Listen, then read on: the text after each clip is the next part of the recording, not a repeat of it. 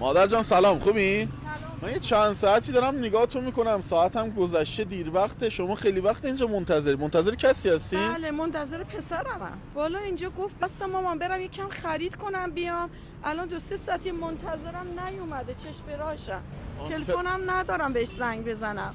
نگران نباشید، الان من بهشون زنگ میزنم. شماره‌شون حفظی؟ بله. 14 15 16 پرو مکس رو همه از شهرمال با قیمت 7 میلیون خریدن که واسه چمون نمیزنه. 36 ماه گارانتی و 7 مولد تست داره. پرداخت در به منزل و پرداخت اصولی داره. کم شه. آقا سلام، خوبین؟ سلام.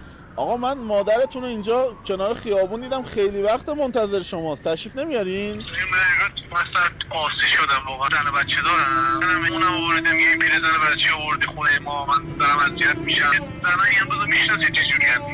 گفت ببر سالخانه سالمندان. منم واقعا اصلا دلشون نداشتم ببرم بذارم اونجا. گیر کردم به خدا. این حق من نبود. برای چی من اینجا گذاشتی رفتی؟ خب محترمانه به من میگفت